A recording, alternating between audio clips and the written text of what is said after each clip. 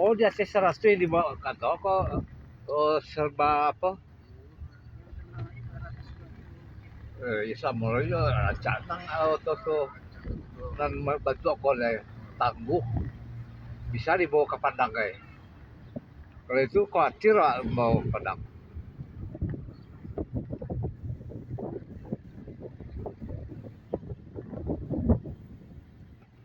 Iya.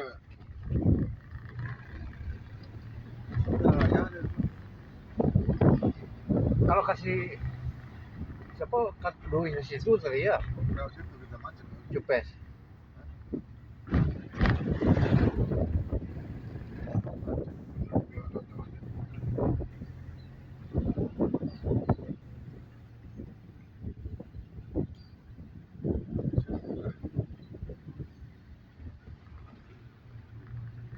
Kalau nang ke kanan nang sampai si Cupes. Ya, setelah sana. Lima ya. Iya iya. Tapi situ lewat jalan kapal tuh, jalan tol, keluar. Ada tuh asap situ tuh. Iya. Nah, kayaknya ada nasi tuh. Oh Tapi mana ada nasi tuh? Wah, hah? iya. Nah, itu ada nasi bakar di kampung jalan ini. Tiko kete ayah mandiri. Aduh, jalan raya apa? Oh mah. Marah, Itu nak arah Ciparai itu. Ciparai di situ. Ke kanan. Kesanyan. Ke Itu Baleendah, aduh. Berendah. Wih, harus larinya bukan main padat, padat merayap.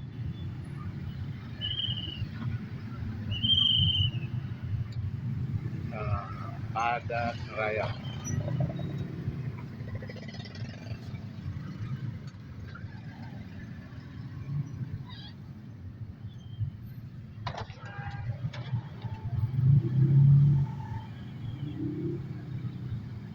Bandung di pagi hari yang mau beraktivitas jalan roda 2 dan roda 4 itu memang di jalan jalur.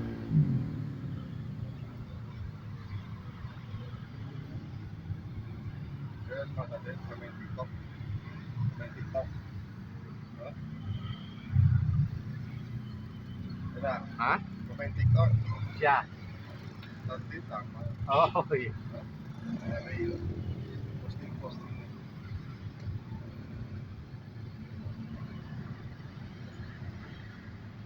Suasana di pagi hari.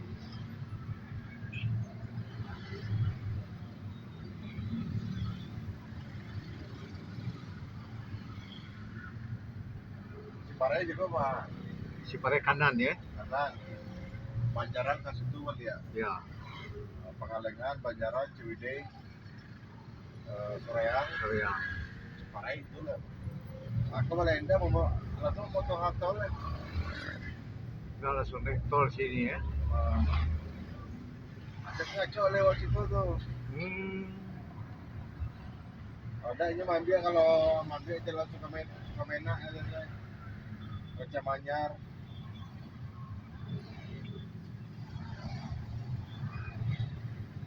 Kalau banyak persimpangan tapi macet enggak satu arah enggak kan oh tapi arah ke kota ya padat Oh, ya.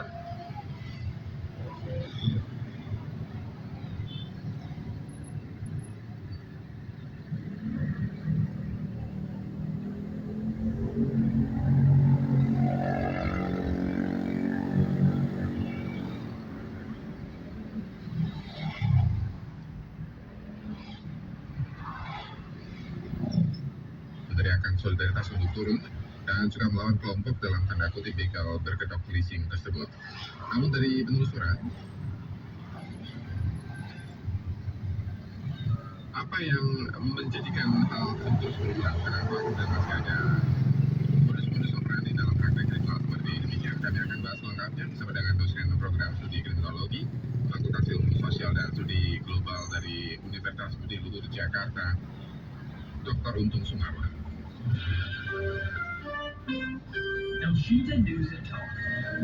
Pak Untung, selamat pagi. Kita tahu bahwa kejadian perampasan paksa kendaraan masyarakat oleh dalam tanda kutip oknum debt collector tersebut sudah lama terjadi. Kenapa praktiknya masih banyak dan justru sekarang terkesan masyarakatnya yang bertabrakan langsung atau bersinggungan langsung dengan debt collector ya Pak?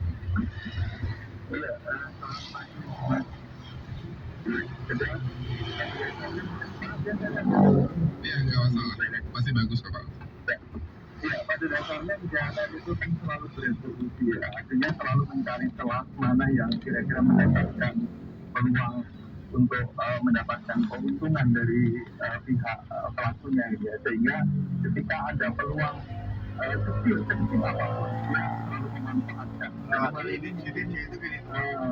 Orang-orang tertentu yang Semakin ke situ semakin sepi ya. Mana?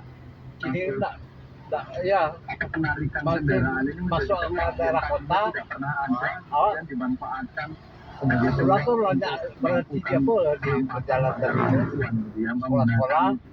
misalnya surat perintah atau Tak baca. surat palsu dan lain-lain, dan itu memberi artinya yang memberikan keuntungan bagi mereka, bahkan sindikat itu berjalan, dan saya kira tidak akan berhenti kalau tidak ada tindakan yang tegas terhadap mereka. Tindakan tegas di sini artinya Polisi ini nggak tegas. betul-betul bahwa aparat itu Oh, iya. Polisi hanya mau membiarkan kasih atau saya Polda mendiamkan. Jawa Barat.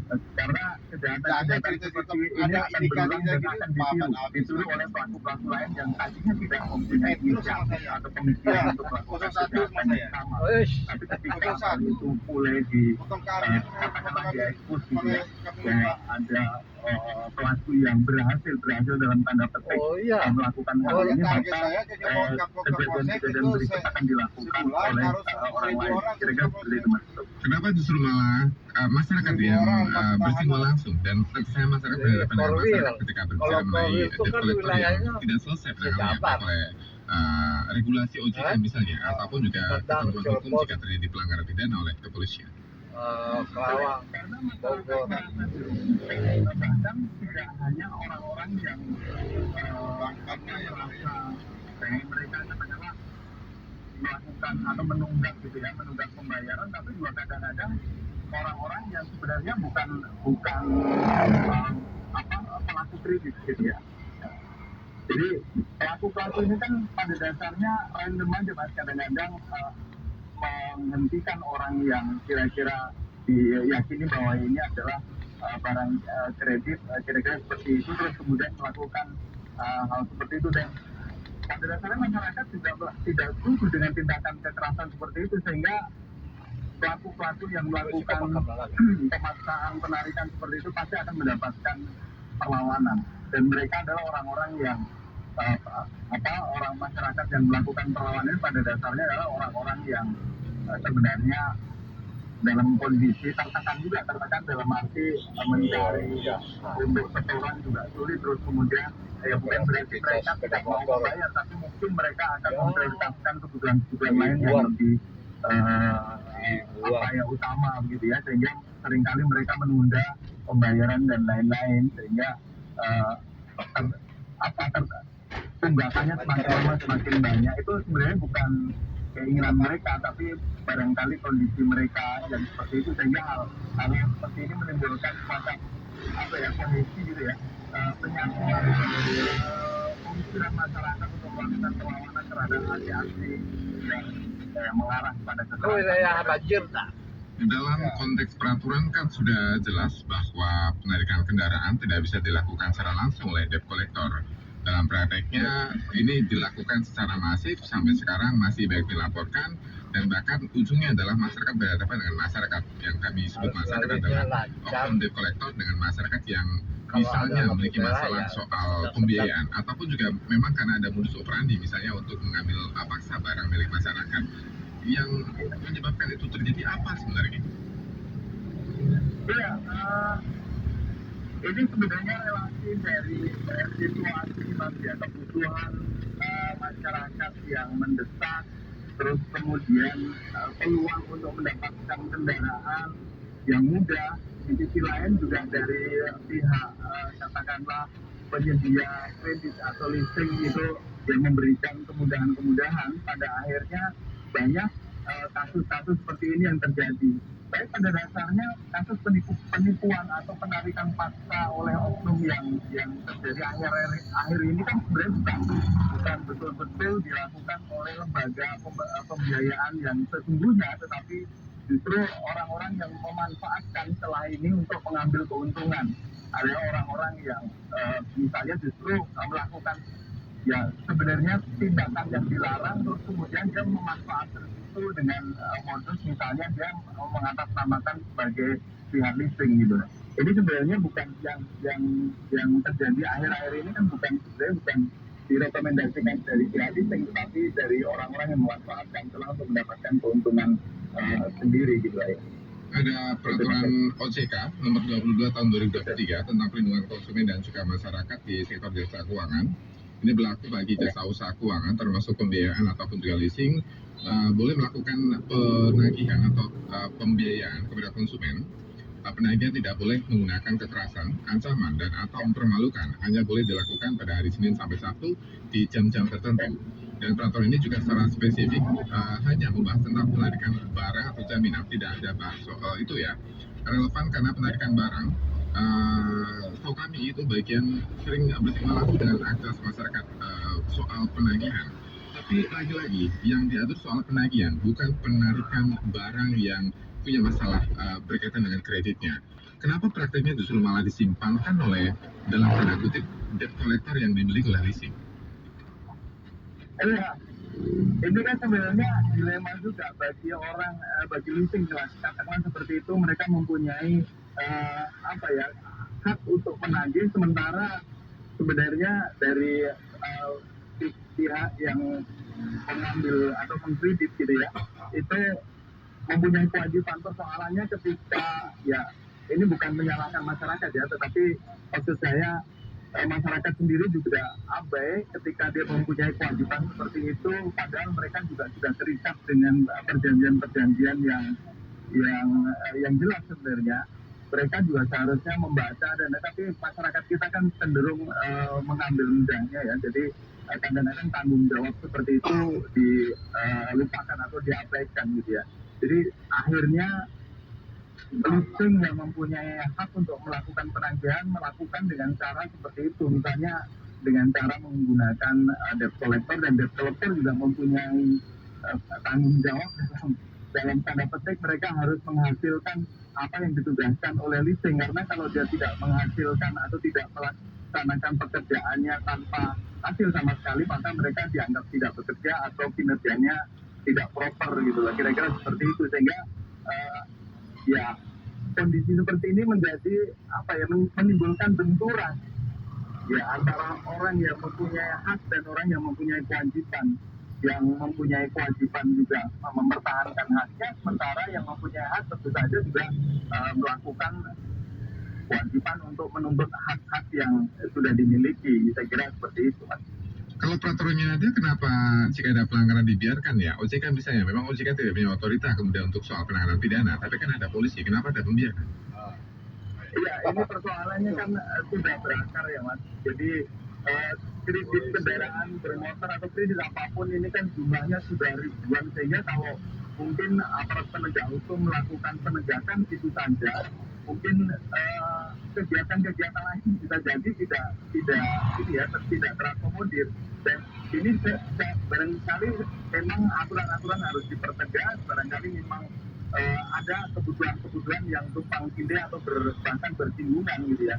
Di sisi lain kita mengharapkan adanya transaksi ekonomi yang tinggi, sementara di sisi lain ada hal-hal lain yang harus dipenuhi. Misalnya sekarang untuk mendapatkan sepeda motor katakanlah seperti itu, uang 500.000 atau mungkin di bawah 1 juta bisa dibawa pulang satu sepeda motor gitu ya. Sementara mereka lupa bahwa ada tanggung jawab yang harus dilaksanakan. Jadi hal seperti ini barangkali juga memang harus dipertegas di depan. Karena masalahnya ada yang menggunakan modus ini hanya untuk mengambil paksa barang milik orang, tidak punya masalah soal leasing, tapi ternyata dicegat dan diambil motornya. Ini kasusnya banyak, kita sudah terima banyak sekali laporan soal itu, bahkan kesulitan juga banyak, Pak Untung. Betul, itulah akhirnya Mas, ada orang-orang yang memanfaatkan kesempatan mengambil celah dari ini untuk mengambil keuntungan. Jadi sebenarnya bisa jadi dari pihak leasing sudah tidak melakukan itu atau mungkin memperketat peraturan di depannya. Tetapi bisa jadi orang-orang yang tadi kan memang bekerja atau dimanfaatkan SPN Sasudaya Mulut masih garang. kesempatan itu untuk mengambil keuntungan sendiri, untuk mendapatkan keuntungan yang misalnya yang akhir-akhir ini ada sindikat sampai ada penadah dan lain-lain. Itu sebenarnya ya kira-kira ada efek dari misalnya penghentian dari pihak leasing untuk memanfaatkan para penagih, terus kemudian para penagih mempunyai cara-cara sendiri untuk mendapatkan keuntungan. Dan ya kasus-kasus seperti ini memang bayangan saya kasus-kasus ini tidak hanya di kota-kota besar, bisa jadi di semua daerah akan terjadi. Ada orang-orang yang barangkali tidak mendapatkan pekerjaan terus kemudian memanfaatkan kesempatan ini dengan cara-caranya sendiri, ya dengan mendapatkan keuntungan pribadi seperti itu. Ya, masalahnya polisi kemana, OJK kemana ya kita tanyakan. Saya mau tanyakan juga ke masyarakat Bu Akbar di Jakarta Timur. Selamat pagi Bu Akbar. Pagi Mas Asrofi, pagi Pak narasumber. Ya, silakan. Lama ya, Iya. kampungnya Kalau lama. saya memandangnya Assalamu. peraturan ini juga timpang Mas Asrofi. Hanya berlaku untuk leasing. Saya kalau itu Passalamu. Apa ya? Cair. Yang pemilik Penyedia jasa keuangannya. Nah iya. Kota tua. Sementara untuk konsumen nggak ada sanksi apapun dari Cair. OJK gitu loh. Kota. Sehingga kan kita tahu masyarakat kita Kota maaf ya tua. kebanyakan utang itu juga merduakan, apalagi hanya dibatasi Senin sampai Sabtu, Minggu nggak boleh. Lah leluasalah mereka untuk menghindari dari kewajibannya. Saya itu orang suka memberikan pinjaman loh Mas Rofi, tapi akhir-akhir ini saya nggak mau karena mereka rata-rata bikin statusnya kemana-mana habis itu nggak dibayar. Itulah masyarakat kita sekarang ya Mas. Jadi menurut saya sih ayolah dibuat gitu. Misalnya konsumen kalau nggak bisa bayar maksimal 3 bulan, kembalikanlah kesadaran sendiri gitu loh. Nggak perlu ditarik gitu. Buatlah aturannya tuh kedua belah pihak gitu. Jangan dimanjakan juga konsumennya. Gitu loh Mas. Makasih pagi. Baik, pagi. Kami tidak membahas soal bagaimana kemudian jika masalah punya kredit misalnya, kredit diselesaikan di soal lain, konteksnya berbeda. Misalnya uang prestasi. Kalau tadi ya disebut oleh Bu Akbar, uang prestasi karena tidak membayar kreditnya setiap bulannya, itu sudah masuk peraturan OJK karena bisa ditarik. Itu saya lihat kabel dan jatih sebelah kanan Sekarang kabel. itu menarik. Kita tahu ya hukum perdata di negara kita. Ya. Siapa yang berhak merampas Iya, adalah perantakan negara. kabel itu. Kenapa peraturan yang sangat simpel itu boleh dilanggar dalam prakteknya Pak? Iya, saya kira tuh ada ya aturan-aturan yang menyebutkan misalnya hak dan kewajiban itu di perjanjian ketika Transaksi di awal betul ada. Ya, saya kira ada, cuma persoalannya apakah kita, bahkan saya sendiri gitu ya, kira-kira kalau untuk membaca perjanjian atau akad kredit lah katakanlah seperti itu akan saya baca semua itu saya kira enggak. Jadi baru ketika ada risiko-risiko yang terjadi itu barangkali hanya satu dari sekian puluh pasal yang ada di dalam klausul perjanjian itu pada akhirnya jadi persoalan seperti yang terjadi sekarang gitu, misalnya penarikan di jalan dan tapi memang betul bahwa penarikan di jalan saya kira memang tidak boleh. diizinkan atau mungkin tidak dibolehkan kira-kira seperti itu. Tapi itulah barangkali cara-cara yang dilakukan oleh pihak leasing merasa bahwa seperti yang disampaikan Bu Akbar tadi, ketika 3 bulan tidak melakukan pembayaran maka pihak leasing berhak untuk menarik misalnya seperti itu.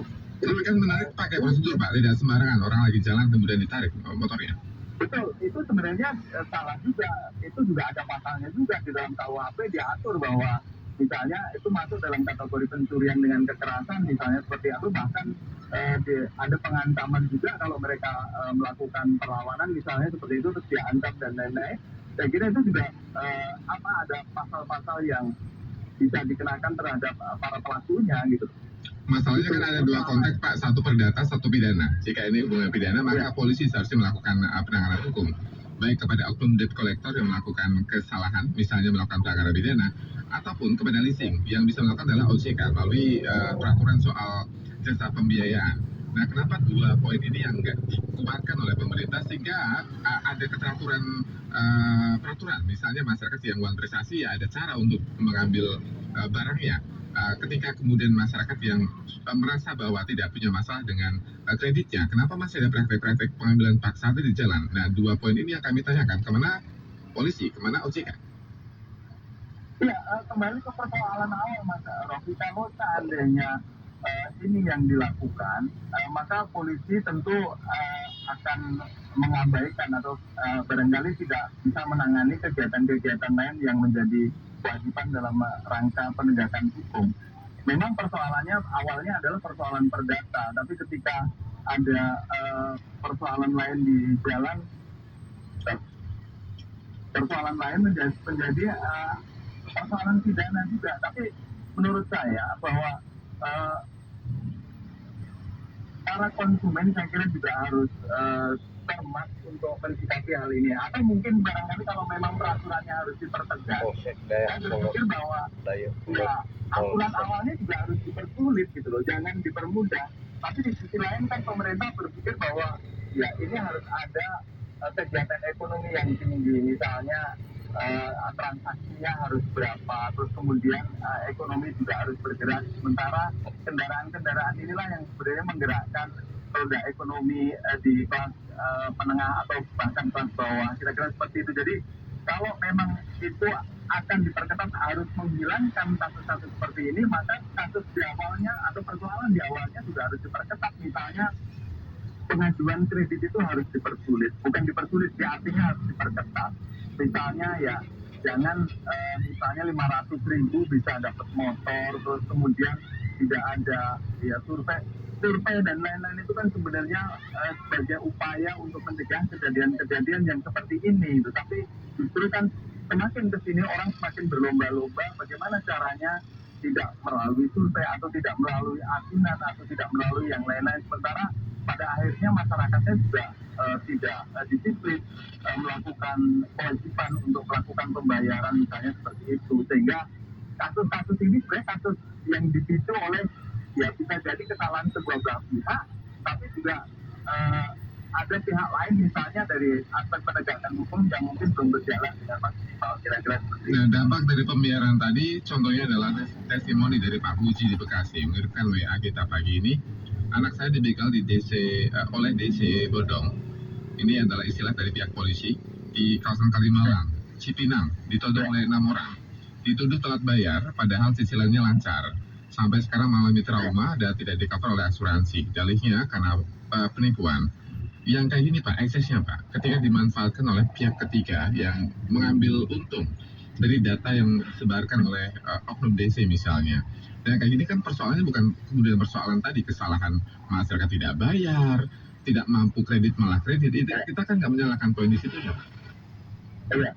Nah, ini ada pasar kaget ya. Rofi, kenapa data-data seperti itu bisa beredar di Pasar kalangan kaget itu tertentu? maksudnya Karena memang hanya itu kan sesaat nanti jam apa yang jam disebut 8 DC itu tadi sudah mempunyai relasi ke dalam, ini, bersih. sehingga mereka tahu mana yang barang kredit, mana yang barang lunas, misalnya seperti itu.